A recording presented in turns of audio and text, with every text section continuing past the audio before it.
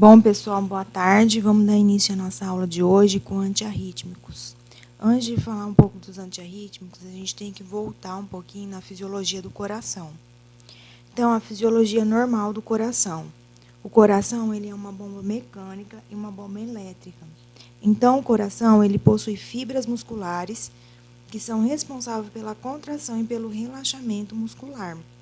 E também possui células autoexcitáveis, produtoras de impulso nervoso. Esse impulso nervoso ele é conduzido pelas fibras musculares, para que elas relaxem e se contraem. O impulso que dita o ritmo no qual esse coração vai bater. Os tecidos podem ser divididos em tecidos noidais, que são aqueles que têm a capacidade autoexcitável, e os tecidos não noidais. Quais são os tecidos noidais? É o nó sinoatrial, o nó atrioventricular e as fibras de Purkinje. Na região dos átrios, vamos ter o nó sinoatrial, que tem a capacidade de gerar um potencial de ação, que ele é um tecido autoexcitável, que gera esse potencial de ação, entrega para dois lugares, para o próprio átrio, a eletricidade formado dele, e conduz a eletricidade produzida por ele para o nó atrioventricular. O nó atrioventricular, ele produz impulso elétrico, é um tecido autoexcitável. Entretanto, a necessidade de regular o ritmo, de sincronia o ritmo entre esses tecidos autoexcitáveis. Então, o nó sinoatrial manda um impulso no nó atrioventricular a fim de controlar o ritmo, o qual o atrioventricular vai funcionar também. O nó atrioventricular manda um impulso para as fibras de Purkinje. Elas levam o impulso nervoso para os ventrículos. Esse impulso nervoso é o necessário para controlar o ritmo cardíaco, para controlar o ritmo de contração dos ventrículos. Temos 3 tecidos chamados tecidos noidais, capazes de produzir o seu próprio impulso nervoso, em um ritmo próprio. O nó sinoatrial, que fica na região dos átrios, que inerva os próprios átrios, e também ele leva esse impulso nervoso para o nó atrioventricular. O nó atrioventricular que se localiza entre o átrio e o ventrículo. Ele é capaz de levar o impulso nervoso para as fibras de Purkinje, e as fibras de Purkinje irão inervar todo o ventrículo, a fim de manter o ritmo cardíaco normal. Só um pouquinho, pessoal.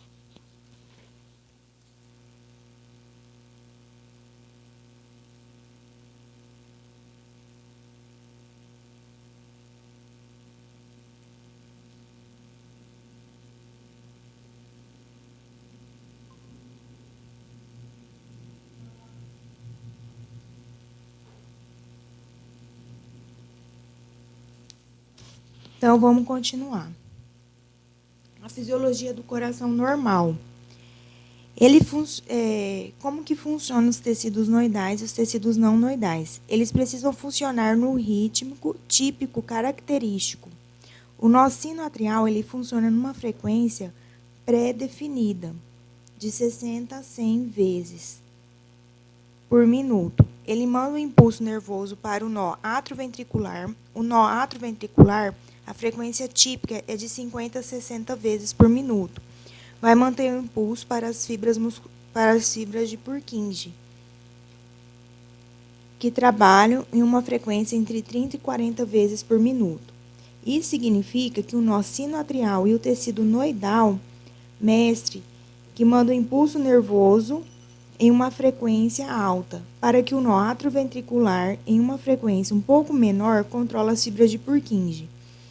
E essas controlam os ventrículos, ou seja, existe um direcionamento do átrio para o ventrículo, de qual modo que o ventrículo se contrai e relaxa em uma velocidade maior do que o átrio, se contrai e relaxa em uma velocidade maior do que o ventrículo se contrai e se relaxa.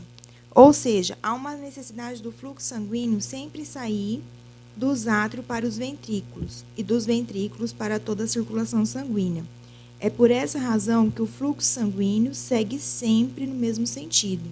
Ele não tem retorno sanguíneo, porque tem uma diferença de frequência entre os tecidos atrial e ventricular. Isso garante, quando o átrio se contrai, o ventrículo passa mais tempo relaxado, recebendo sangue, para só então se contrair e enviar o sangue para todo o corpo. No nó sinoatrial, é produzido seu impulso nervoso, que manda o impulso nervoso que controla o sincronismo do nó atrioventricular. Esse, por sua vez, ele controla o impulso nervoso que é enviado para os ventrículos, tá? Por isso. Agora vamos falar do potencial de ação do coração normal, tá? Esses dois gráficos, eles vão mostrar o potencial de ação encontrado nos tecidos noidais e também nos tecidos não noidais, incluindo as fibras de Purkinje. No átrio, assim como nos ventrículos, as fibras de Purkinje, o impulso nervoso ele é gerado através de 5 fases. A primeira fase é a fase 4. A segunda fase é a fase 0. Daí vem a fase 1, fase 2 e a fase 3. São 5 fases responsáveis pela geração do impulso nervoso nos átrios e nos ventrículos, e também nas fibras de Purkinje. Já nos tecidos noidais, que é o nó sinoatrial e atrioventricular, o impulso ele é gerado através de 3 fibras. Não existem a fase 1 e 2 nos tecidos noidais, tá?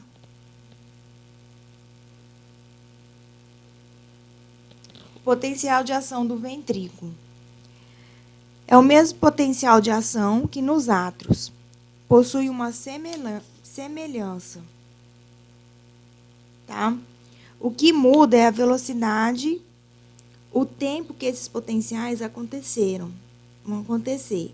Mas o mecanismo ele é o mesmo.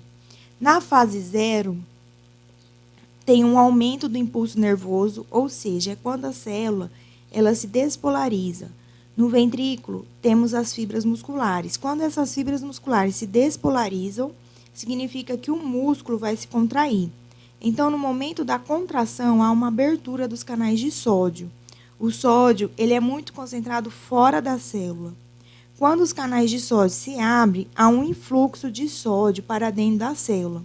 Essa célula despolariza, ela deixa de ser tão negativa dentro e passa a ser positiva, e a musculatura do ventrículo e do átrio se contrai. Na fase 1, tem uma repolarização precoce. Ela acontece em virtude da abertura precoce e temporária dos canais de potássio. Acontece um efluxo de potássio dentro da célula. Temos muito potássio quando os canais se abrem. O potássio ele acaba saindo da célula, tem uma redução do potencial de ação, mas poucos canais de potássio de fato se abrem para que haja esse efluxo. Por isso, há uma redução do potencial de ação, mas o potencial de ação continua alto. Na fase 2, é um platô. Acontece em virtude do influxo de cálcio. Então, o cálcio, ele entrou um pouco a saída desse potássio. O potássio, ele sai e diminui a positividade dentro da célula. Mas com a entrada do cálcio, essa positividade, há uma compensação dessa perda dessa positividade, das cargas positivas dentro da célula. O cálcio é importante para que haja contração muscular. O platô é em virtude da contração muscular. Ela acontece por mais tempo. A permanência da contração muscular no átrio e no ventrículo, ela vai garantir que o sangue passe de um compartimento para outro compartimento, passe do átrio para o ventrículo e do ventrículo para as artérias, para serem distribuídos para todo o corpo. Por isso que o átrio e o ventrículo possuem esse platô. É em virtude da permanência da contração muscular, para que haja uma garantia que o sangue vai passar de um compartimento para outro. Os tecidos noidais, eles não precisam dessa garantia. Eles precisam mandar o impulso nervoso para garantir que haja o ritmo, né? Na fase 3, temos uma repolarização devido ao efluxo de potássio. Os canais de potássio, eles vão começar a se abrir na fase 1 e se abrem muito intimamente, e agora eles se abrem em seu potencial todo. O potássio que está dentro da célula muscular, ele sai da célula para fora da célula. Toda a carga positiva também vai para fora da célula. E a célula dentro, ela volta a ser mais negativa do que positiva. Ou seja, a célula se repolariza, ela despolarizou quando abriu os canais de sódio. O sódio entrou e ela se repolarizou quando abriu os canais de potássio. Esse potássio que saiu da célula, a musculatura que antes estava contraída, agora ela se relaxa. Ela se relaxou com os íons em lugares opostos. A bomba de sódio e potássio gasta energia para reorganizar essa célula, para jogar o potássio para dentro e o sódio para fora, tá? Agora a gente vai ver a fase 4. Retorna para a fase 4, que é a restauração do potencial de ação, né, da membrana original. O nó sinoatrial, temos diferenciais, que é um tecido noidal. Ele não tem necessidade daquele platô onde a contração muscular vai permanecer por um tempo, para que haja a passagem de sangue de um compartimento para outro. Agora nós vamos falar do potencial de ação do nó sinoatrial.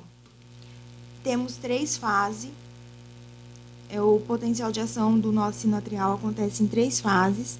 A fase 4, ele tem uma inclinação. Essa inclinação acontece porque tem a abertura de diversos canais iônicos diferentes.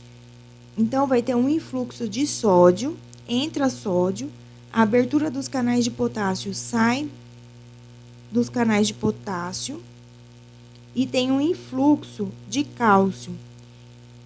Isso garante a inclinação da curva e garante que há uma despolarização leve até atingir o linear da ação, até atingir o potencial de ação. Quando atinge o potencial de ação, há um comando que é a abertura dos canais de cálcio, o influxo desse cálcio.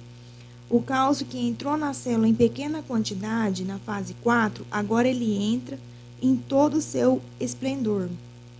Ele garante que os neurotransmissores encontrados nos tecidos noidais sejam liberados com toda a intensidade, que o potencial de ação atinge o seu pico.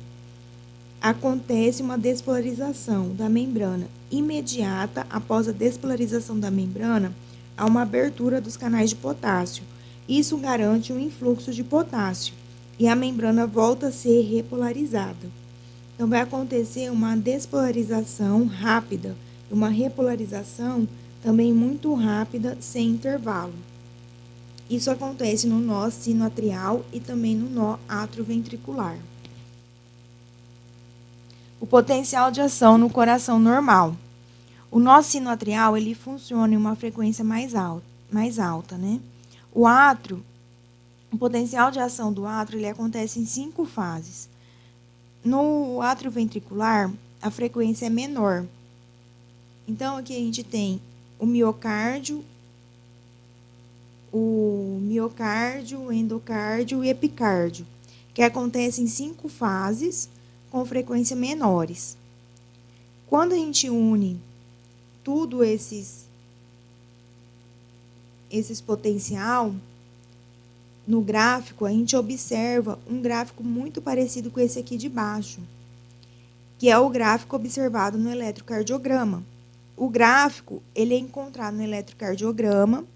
No eletrocardiograma, ele é o quê? Ele é o resultado da leitura da atividade elétrica cardíaca, representados pelos tecidos noidais e pelos tecidos não noidais.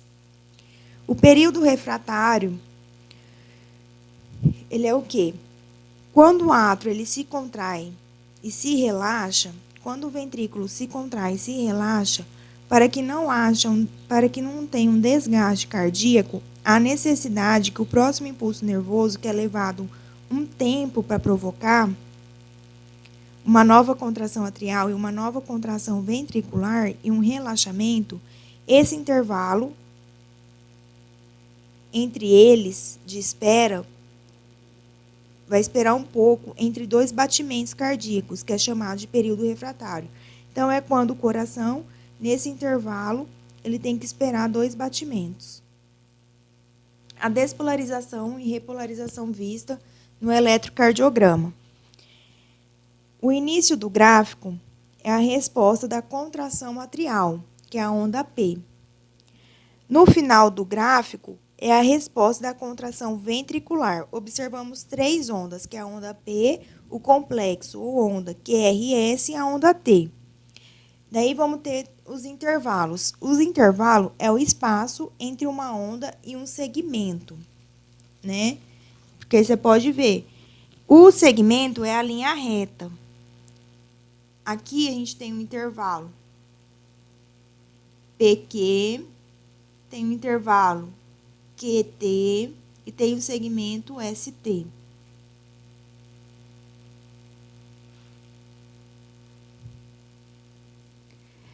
A onda P, ela é a despolarização atrial. O complexo onda QRS é a despolarização ventricular. A onda T é a repolarização atrial. A linha horizontal é o tempo, que 5 milímetros é igual a 0,2 segundos. E a linha vertical é a tensão, que 5 milímetros é igual a 0,5. O intervalo PR, que é a velocidade atrioventricular. No nó atrioventricular, que conduz o impulso nervoso do átrio até o ventrículo. Esse é o intervalo PR. O intervalo QT é o início da despolarização ventricular e o início da repolarização ventricular, ou seja, é a contração e o relaxamento ventricular. O segmento ST, que fica bem aqui, ST,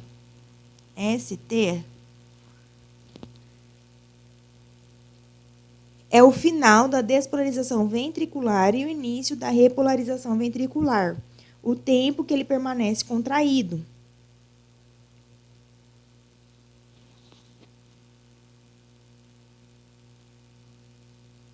Aqui outra vista. A sístole atrial contrai e relaxa o átrio. A sístole ventricular é o início da contração ventricular até o seu completo relaxamento. O período de relaxamento não tem contração atrial e nem ventricular.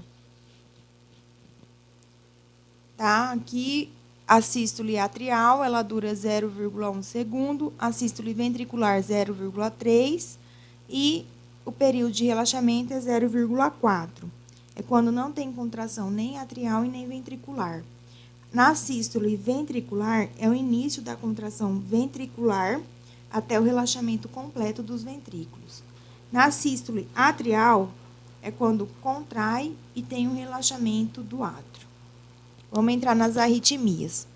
Arritmias são disfunções da normalidade de condução ou na formação do impulso. Na supraventricular, que existe acima dos ventrículos. Então, a arritmia é uma disfunção que causa anormalidade na formação e na condução do impulso no miocárdio. Se a arritmia surge nos átrios, que é no nó sinoatrial ou no nó atrioventricular, essa arritmia é chamada supraventricular, porque está acima dos ventrículos. Se a arritmia ela surge nos ventrículos, ela é chamada uma arritmia ventricular, porque está dentro dos ventrículos.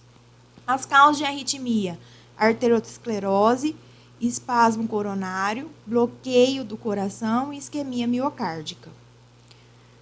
O mecanismo de arritmias cardíacas. A gente tem 2 tipos de mecanismo, que é o defeito na formação do impulso e alteração na condução desse impulso.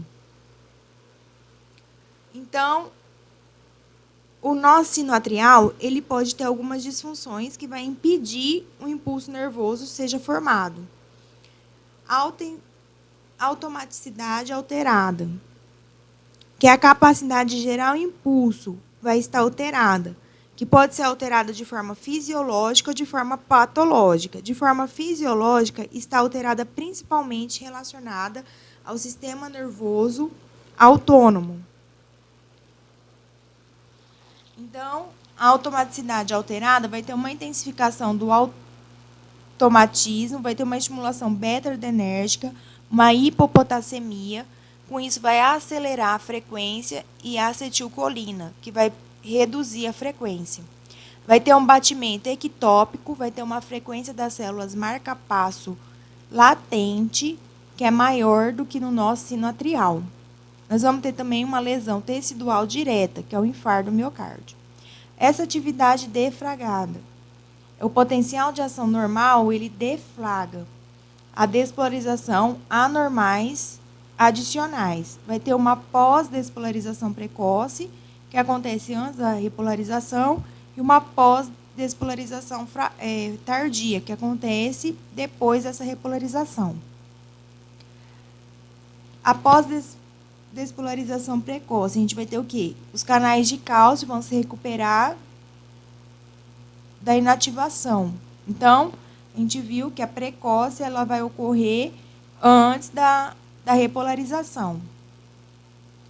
E a tardia, ela atinge uma voltagem limiar, a velocidade ascendente é lenta. Ela ocorre depois da repolarização. Com isso, vai ter o quê? Ela resulta no acúmulo intracelular de cálcio, que vai ativar o trocador sódio-cálcio, né? Que é causado por isquemia miocárdica, estresse adrenérgico, intoxicação por digital e uma insuficiência cardíaca congestiva. Os mecanismos da arritmia ainda, que a gente tem os defeitos na condução do impulso, que é a reentrada, que vai ter um ataque a arritmias, um bloqueio da condução, que é uma bradiarritmias, e das vias acessórias, que é ataque à arritmia. Aqui as vias acessórias, né? As vias acessórias, principalmente esse feixe de quente, ele comunica o átrio e o ventrículo. O impulso ele vai chegar nos ventrículos por uma frequência maior. Esse aqui que é a via acessória, que é o feixe de quente. Vamos falar um pouquinho dos ritmos. O ritmo primeiro é o ritmo sinusal. É a onda P, que ela precede cada QRS, o ritmo é regular, os intervalos são regulares entre o QRS, eles têm a mesma distância, a frequência é entre 60 e 100 batimentos. A gente tem ataque cardíaco sinusal, que a frequência está acima de 100, mas tem um ritmo regular também. A taquicardia sinusal, ela pode ter a fisiológica, a farmacológica e a patológica. A fisiológica é na infância, exercício, ansiedade, emoções. A farmacológica já é por café, fumo, álcool, atropina, adrenalina, beta-agonista. A patológica já vai ser por choque, infecções, anemia, hipertiroidismo e insuficiência cardíaca. Na bradicardia sinusal, a frequência cardíaca está abaixo de 60 batimentos por minuto. Ela também tem um ritmo regular. Ela também é dividida em fisiológica, farmacológica e patológica. Na fisiológica, em atletas, né, qualquer pessoa durante o sono, ela pode ter uma bradicardia sinusal. Farmacológica já é digital, né, uso de digital, morfina e beta-bloqueadores. A patológica, estímulo vagal pelo vômito, hipotiroidismo, hipotermia e a fase aguda do infarto agudo do miocárdio inferior. Agora, a arritmia sinusal respiratória, ela é assintomática, ela tem uma variação da frequência cardíaca com a respiração, ela acelera na inspiração e ela diminui na expiração. Na apneia, a frequência cardíaca fica regular. É comum em crianças, ela não é patológica e não necessita de tratamento. A extrasístole atrial. O diagnóstico eletrocardiográfico, o ritmo é irregular, a onda P de morfologia diferente da onda P sinusal ocorre antes do batimento sinusal esperado. Ela é tipo um Mzinho, a onda P. A extrasístoles, que se originam no mesmo foco, tem a morfologia semelhante. O complexo QRS, geralmente ele é normal. Na taquicardia supraventricular, o diagnóstico também é eletrocardiográfico. Vai ter uma frequência aí de 160 a 240. O ritmo é regular. O QRS, geralmente, ele é normal. A onda P vai ter uma taquicardia atrial, onde a onda P ela tem morfologia diferente da onda P sinusal, que é a normal. Tem a taquicardia juncional, que tem ausência dessa onda P. Vamos ver a onda P negativa em quê? Em D2, D3 e AVF. Tá? Agora vamos falar das ações dos antiarrítmicos. Vamos entrar na nossa aula de farmacologia. Eles são divididos em dois, que é no caso da geração anormal do impulso nervoso e no caso da condução anormal do impulso nervoso. No caso da geração anormal do impulso nervoso, você vai ter uma diminuição da inclinação na fase 4, nas células marca-passo. Um aumento do impulso nervoso. No caso da condução anormal desse impulso, vai ter uma diminuição da velocidade de condução e um aumento do período refratário. As células, elas não são reexcitadas, tá? Os antiarrítmicos, eles são divididos em 4 classes. A primeira classe, nós vamos ter os bloqueadores do canal de sódio. A segunda classe é os beta-bloqueadores. A terceira classe são os bloqueadores dos canais de potássio. A quarta classe são os bloqueadores dos canais de cálcio. A ação da primeira fase vai ter alteração na inclinação da fase 0. Você pode... o que você vai notar? Você pode abolir a taquicardia, arritmia, aliás, causada pelo circuito de reentrada. Nos beta-bloqueador, a ação deles é diminuir a frequência cardíaca e a velocidade de condução, que podem indiretamente alterar a condutância ao potássio e do cálcio.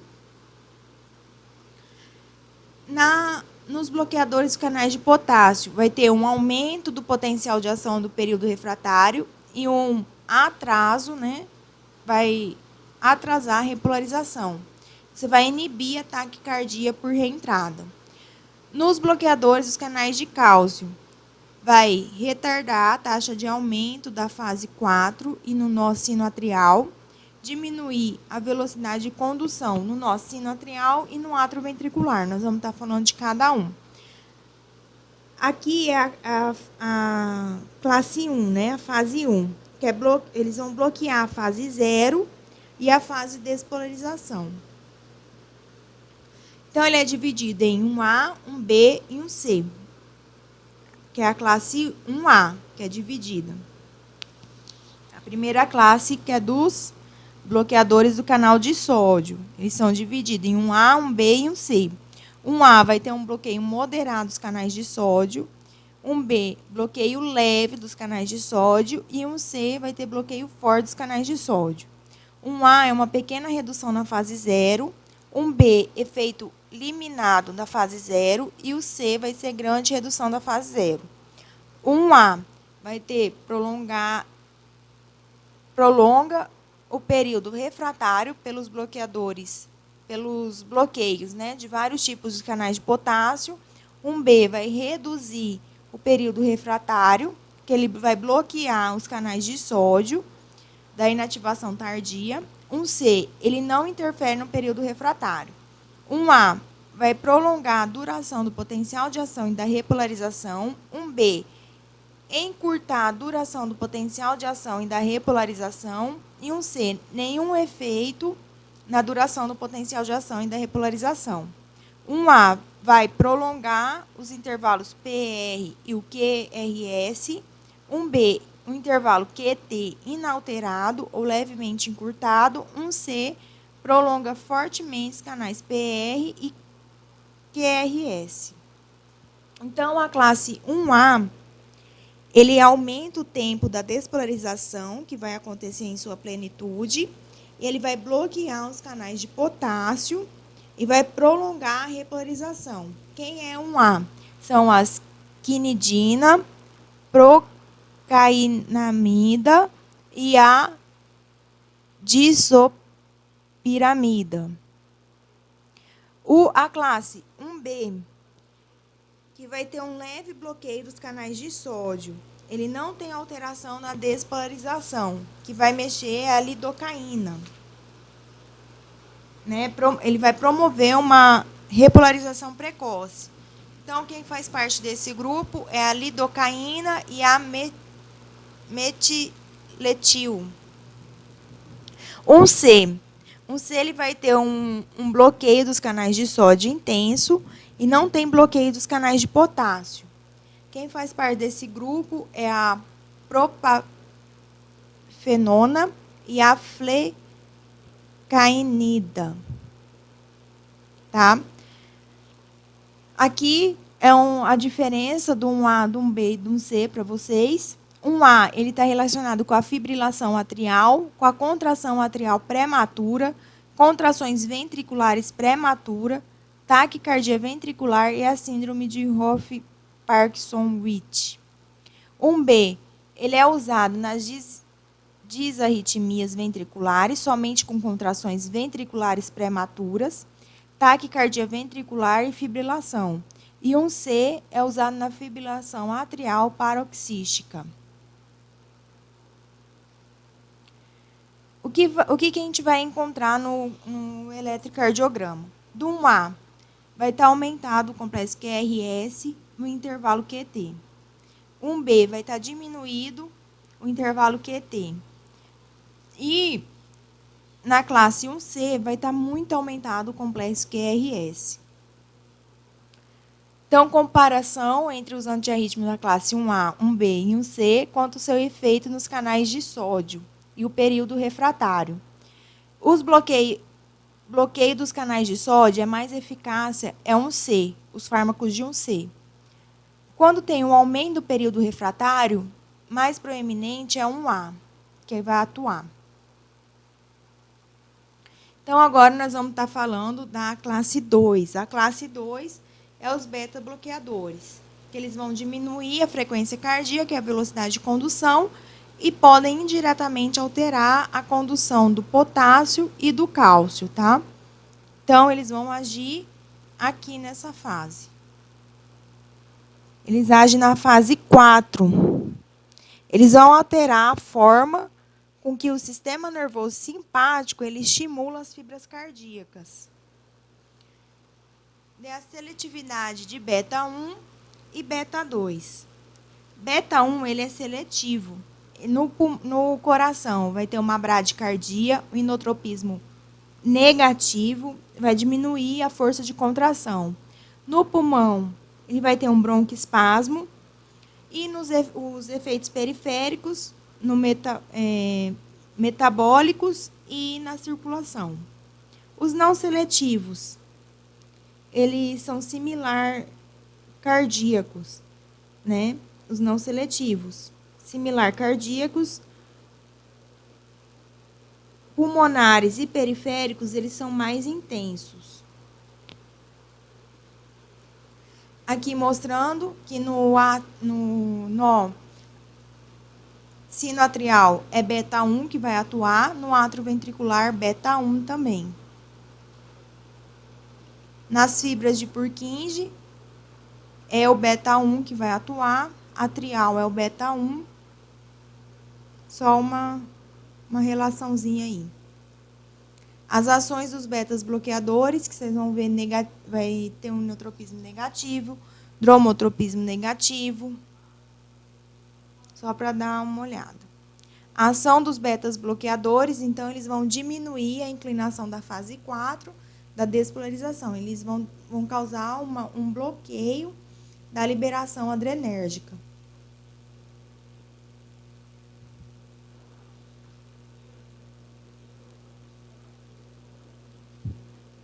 Os efeitos adversos dos betas-bloqueadores: hipotensão, bradicardia, insuficiência cardíaca congestiva. A retirada súbita, ele pode conduzir a arritmias cardíacas, angina e até um infarto agudo do miocárdio. Ele vai ter uma piora da asma ou DPOC, uma disfunção sexual, um risco aumentado de hipoglicemia em pacientes diabéticos.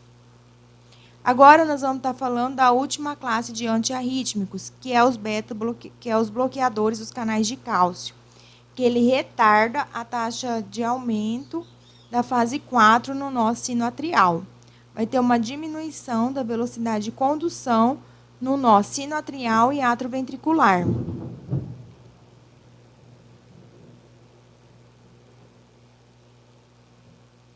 A fase 3, então, vai ter um bloqueio dos canais de potássio repolarizante, vai ter um equilíbrio recorrente do cálcio e do potássio. E vai ter uma repolarização prolongada. A classe 3, que é a amildarona, a classe 3 ela age na fase a fase 3 ela age na fase 3 da repolarização.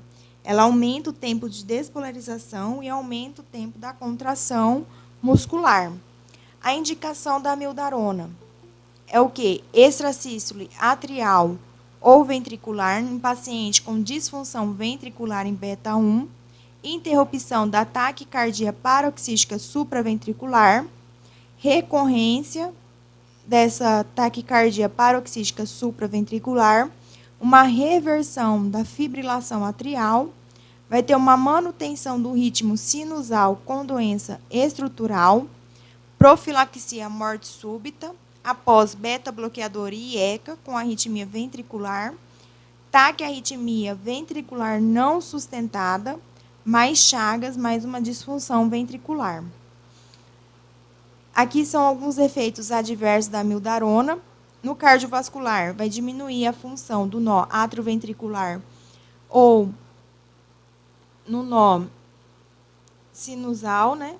Vai diminuir a contratibilidade cardíaca, vai causar uma hipotensão. No pulmão, vai ter uma pneumonite resultante em fibrose pulmonar. Na tireoide, vai ter um hipertiroidismo ou um hipotiroidismo. Hepático, vai ter um aumento das enzimas cardíacas, ou as enzimas hepáticas, aliás. Neurológico, vai ter uma neuropatia periférica, cefaleia, ataxia e tremor. Outros, vai ter disfunção testicular, pigmentação cutânea. Vamos falar da classe 5, da classe 4, aliás. A gente falou da classe 3, agora é a última classe 4. A classe 4, ela vai agir na fase 2, que é no platô. Nessa fase aqui de cima, fase 2. Então, ele promove um atraso do potencial de ação. Principalmente, nessa classe, é o verapamil e o diltiazem. A ação dele é lentificar, né, o potencial de ação. Os antagonistas dos canais de cálcio, as ações deles. Eles atuam preferencialmente no tecido noidal, no nó sinoatrial e no átrio ventricular, dependentes dos canais de cálcio.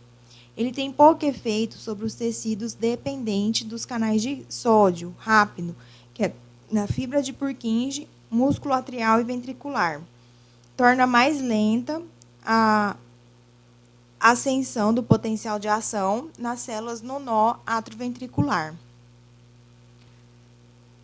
Ainda na indicação dos canais de cálcio, é uma reentrada noidal sinusal sustentada, uma reentrada noidal atrioventricular, diminui a resposta ventricular por fibrilação atrial. Em geral, deve-se evitar em qualquer taquicardia com QRS alargado ou amplo. Não são usados para taquicardia ventricular.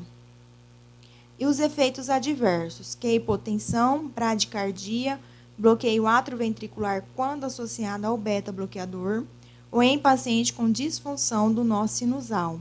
Deve ser evitada em pacientes com insuficiência cardíaca congestiva avançada. Aqui algumas propriedades dos antiarrítmicos. No eletrocardiograma QT, no 1A, 1C e 3, eles vão estar positivos, né? Mais ainda no 1A e no 3. Nós não vamos ter no 1B, no 2 e no 4. A velocidade de condução, ela não vai ter no 1B. Ela vai estar no 1B e no 3. Ela vai estar diminuída no 1A e no C. Diminuída no nó sinoatrial e no atrioventricular é no 2 e do 4. O período refratário, ele vai estar aumentado no 1A e no 3. Vai estar diminuído em 1B. Não vai ter em 1C. Vai estar aumentado no nó sinoatrial e atrioventricular na classe 2 e na classe 4, tá? Pessoal, por hoje é só. Muito obrigado pela atenção de todos. Tenham uma boa tarde.